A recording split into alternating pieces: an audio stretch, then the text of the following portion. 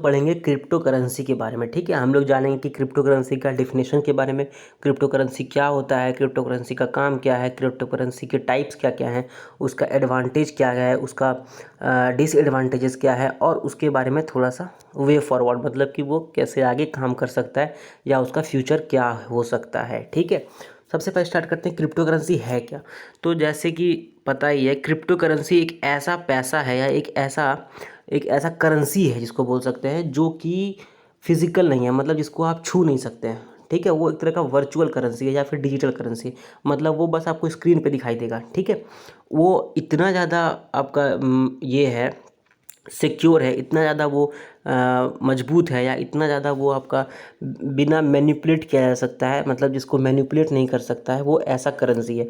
अब उसको कैसे अच्छा से उसको सिक्योर किया जाता है, कैसे उसको बचाया जा सकता है कि जो आपका फ्रॉडस्टर है वो उसको दिक्कत नहीं कर सके, तो इसके लिए उसमें क्रिप्टोग्राफी यूज़ होता है। ठीक है, अब क्रिप्टोग्राफी क्या है, तो क्रिप्टोग्राफी एक ऐसा टूल है जिसके कारण जो नॉर्मल लैंग्वेज होता है उसको बहुत ज़्यादा जटिल रूप से उसको लिखा जाता है। ठीक है, और वो लिखने के बाद जो है वो क्रिप्टो करेंसी बनता है। क्रिप्टो करेंसी जैसे मान लेते हैं मेरा नाम डैश है, ठीक है, ये लिखना है, तो उसमें क्रिप्टोग्राफी में क्या करेगा, ऐसा तरीका से लिखेगा जिसको बहुत कम आदमी या कोई नहीं उसको पकड़ सके। ठीक है, तो ऐसे वो लिख लिख के क्रिप्टो करेंसी को बनाया जाता है। अब क्रिप्टो करेंसी इतना मजबूत है, इतना ऐसा इसको लिखा जा सकता है कि इसको कोई भी डाका नहीं डाल सकता है, कोई भी इसमें ऐसा भी नहीं हो सकता है कि इसको एक क्रिप्टो करेंसी को हम 2 बार कहीं खर्च कर दें। ठीक है, ऐसा भी इसमें नहीं हो सकता है। क्रिप्टो करेंसी जो है वो नॉर्मली ब्लॉकचेन टेक्नोलॉजी में बनता है। जैसे कि क्या हो गया ब्लॉकचेन टेक्नोलॉजी, मतलब एक ब्लॉक यहाँ पर हम बनाए, कुछ हम नाम वाम लिखे, कुछ भी कर दिए, फिर अगला वाला बना दिए, फिर उसमें भी कुछ नाम वाम अलग ऐसा क्रिप्टोग्राफी में लिखे। ठीक है, अगर मान लो कोई एक हैकर आया, वो मान लेते हैं इसको हैक कर लिया, पर अगला वाला तो हैक नहीं कर पाएगा वो। ठीक है, तो इसलिए ये बहुत ज़्यादा सिक्योर हो जाता है, ये बहुत ज़्यादा मजबूत हो जाता है। ठीक है, और इसी को बोलते हैं हम लोग ब्लॉकचेन टेक्नोलॉजी, मतलब ब्लॉक वाइज इसको लिखा जाता है। ठीक है, और इसमें फिर क्या होता है, ट्रांजैक्शंस जो उसका होता है, लेजर मतलब हो गया आपका ट्रांजैक्शन। ठीक है, तो ऐसा ट्रांजैक्शंस या ऐसा उसका बुक या फिर उसका ऐसा अकाउंट रखा जाता है जिससे कि क्रिप्टो करेंसी बहुत ज़्यादा सिक्योर हो जाता है। ठीक है, और सिक्योर होने का ये भी कारण है कि ये एक बहुत सारा नेटवर्क ऑफ कंप्यूटर से बनता है, मतलब एक कंप्यूटर से ये नहीं बन सकता है, इसके लिए बहुत सारे कंप्यूटर चाहिए, और उसका फिर ब्लॉकचेन टेक्नोलॉजी में उसको बनाएगा, ब्लॉकचेन में क्रिप्टोग्राफी लिखेगा, क्रिप्टोग्राफी में लेजर इन्फॉर्मेशन देगा। ठीक है, उसके बाद क्या है, क्रिप्टो करेंसी का ये भी एक इम्पॉर्टेंट फीचर है कि वो कोई भी सेंट्रल अथॉरिटी, मतलब कोई भी गवर्नमेंट्स को जारी नहीं करता है। क्रिप्टो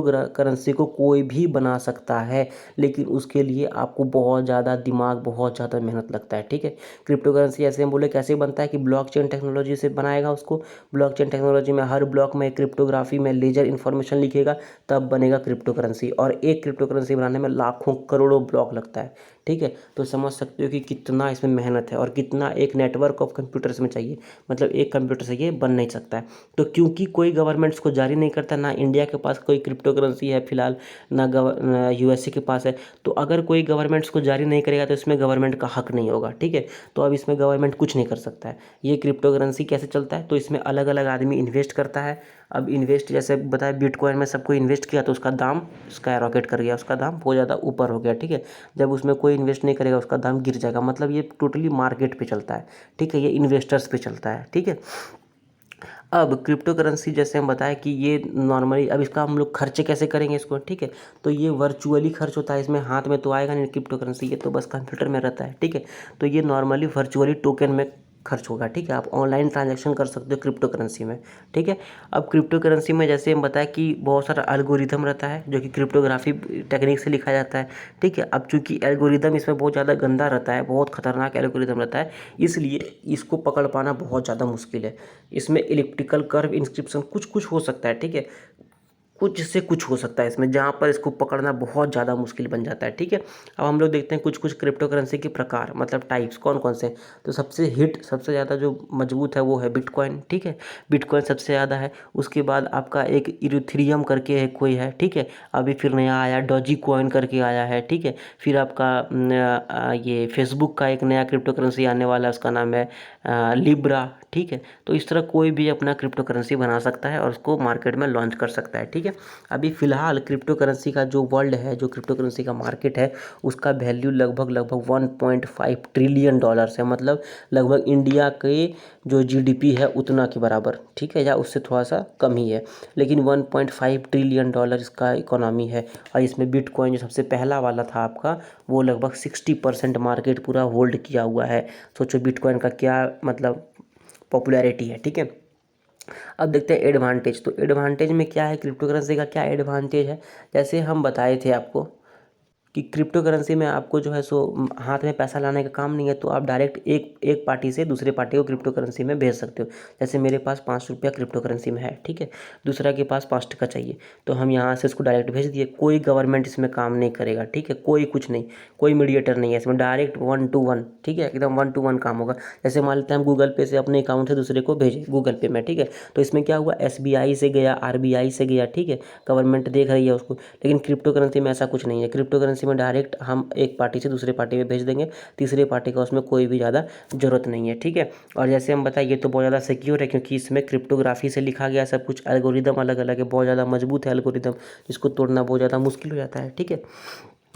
अब इसका क्रिप्टो करेंसी रहेगा कहाँ, ठीक है, तो क्रिप्टो करेंसी सबका वॉलेट में रहता है। हर आदमी का एक इंटरनेट पे जो भी होगा उसका एक वॉलेट रहेगा, वहीं पर क्रिप्टो करेंसी रहेगा, जो कि उसका अकाउंट एड्रेस या फिर उसका जो अकाउंट एड्रेस है वहीं पर ये रहेगा। सबके पास एक प्राइवेट की होता है, ठीक है, सबके पास एक प्राइवेट की होता है। जो जो इसका ओनर है, मान लेते हैं मेरे पास 5 क्रिप्टो करेंसी है, बिटकॉइन 5 बिटकॉइन है, मेरे पास उसका प्राइवेट की होगा, ठीक है, और हर प्राइवेट की में ट्रांजैक्शन में वो खुद से साइन होते होते चला जाएगा, ठीक है।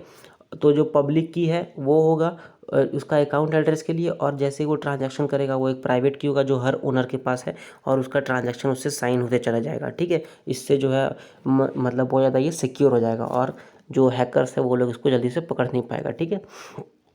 उसके बाद अगर हम एक आदमी से दूसरे आदमी को अपना ट्रांसफ़र कर रहे हैं पैसा, तो इसमें प्रोसेसिंग फ़ीस बहुत ज़्यादा कम है, ठीक है। मान लेते हैं हम 100 रुपया 100 बिटकॉइन एक से दूसरे को दिए, ठीक है, तो एक बार बिटकॉइन 100 रुपया दिए तो मान लेते हैं 0.1 बिटकॉइन उसका चार्ज पड़ा। लेकिन यही अगर गवर्नमेंट बैंक से देंगे 100 बिटकॉइन एक दूसरे एक 100 रुपया हम अपने अकाउंट से दूसरे अकाउंट में भेजें, तो उसमें 10 रुपया गवर्नमेंट के पास, ठीक है। तो इतना ज़्यादा इधर था, लेकिन इधर बहुत कम है, ठीक है, तो इससे बहुत ज़्यादा आदमी को फ़ायदा हो जाता है। लेकिन अब इसका कुछ कुछ डिसएडवांटेज भी है।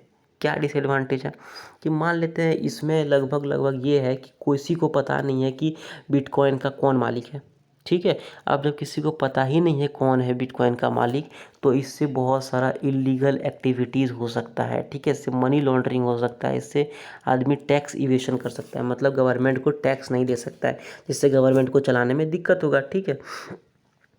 उसके बाद क्या है, क्रिप्टो करेंसी जैसे हम बोले कि वो उसका ये भी एक फीचर है कि वो चाहता है कि एनोनिमिटी रहे, मतलब कि कोई इसका इस पर हक नहीं जताए, ठीक है, कि हम क्रिप्टो करेंसी का ये हैं, हम इसमें कुछ नहीं, किसी का हक नहीं है, ठीक है।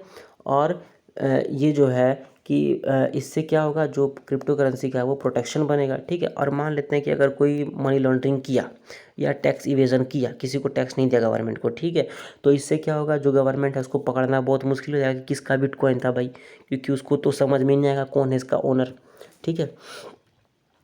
अब अब हम लोग देखते हैं कि आगे क्या हो सकता है, ठीक है।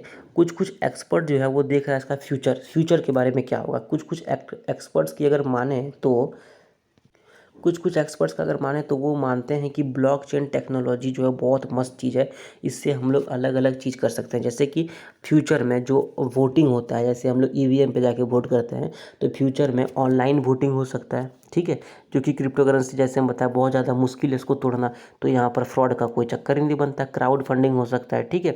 उसके बाद जेपी मॉर्गन का तो नाम सुने ही होगी, बहुत बड़ा एक फाइनेंशियल इंस्टीट्यूशन है, वो देख रहा है कि आगे ज़माने में एक पेमेंट प्रोसेसिंग में भी इसका बहुत ज़्यादा मदद मिल जाएगा, ठीक है। लेकिन जैसे हम बताएं कि क्रिप्टो करेंसी तो एक वर्चुअल है और उसको हम लोग रख नहीं सकते हैं, ठीक है, अपने हाथ में। तो इससे क्या होगा कि अगर मान लेते हैं कि हार्ड ड्राइव या उसका जो बैकअप स्टोरेज है वो अगर हिल गया या फिर कहीं ख़राब उराब हो गया या ख़त्म हो गया, तो पूरा क्रिप्टो करेंसी का बैलेंस बिगड़ सकता है, ठीक है। उसके बाद एक और ये क्या है कि अगर कोई गवर्नमेंट और कोई सेंट्रल अथॉरिटी इसके लिए रिस्पॉन्सिबल है नहीं, इसके लिए कोई गवर्नमेंट और सेंट्रल अथॉरिटी तो ये है नहीं, जिम्मेदार है नहीं, तो इसलिए उसको पता ही नहीं कि आपका पर्सनल इन्फॉर्मेशन क्या है। ठीक है, तो ये सब हम लोग जान गए क्रिप्टो करेंसी के बारे में। अगर आप लोग यहाँ तक ये वीडियो देख चुके हैं और आपको अच्छा लगा हो तो प्लीज़ इसको लाइक कीजिए, इस वीडियो को शेयर कीजिए, इस पर कमेंट कीजिए और इस यूट्यूब चैनल को सब्सक्राइब कीजिए और अपने दोस्तों को ये बताइए कि कितना अच्छा चैनल है ये। ठीक है, थैंक यू वेरी मच।